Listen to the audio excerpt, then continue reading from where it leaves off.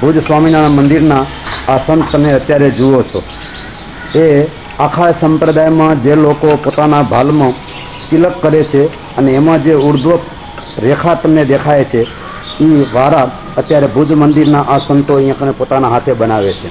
આ સંતને તમે અહીંયા જુઓ છો. આ આવા એક વારો નહીં, પણ આ સંતોએ ભુજ મંદિરમાં જે મંદિર તૈયાર થવાનું છે, લગભગ એ મંદિર એમ કહેવાય છે કે 2010માં એ મંદિર તૈયાર થશે અને ત્યાર પછી ધામધૂમથી ઉત્સવ ઉજવાશે.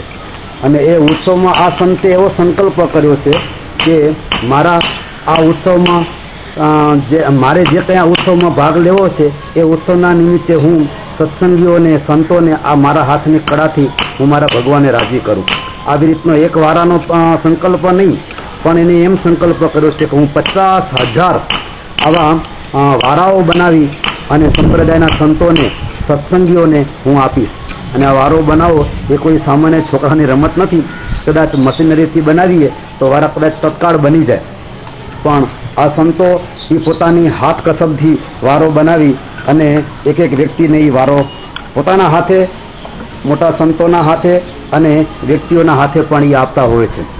અને સંકલ્પ તો એને એવો કર્યો છે, માત્ર ભુજના સંતોને જ હું નહીં, પણ સંપ્રદાયના કોઈ પણ સંતો હશે, જેમ કે ભુજ મંદિરના જેવા જ બીજા 5 મંદિરો છે કે જે જગ્યાએ ભગવાને પોતાના હાથે મૂર્તિઓ પધરાવી છે અને ત્યાં જેટલા જેટલા સંતો સેવા કરે છે, આચાર્ય મહારાજશ્રી સેવા કરે છે, એક વખત આ સંતે પોતાના હાથે એ આચાર્યશ્રીને પણ એ પોતાના હાથોથી બનાવેલો વારો એમને આપ્યો હતો.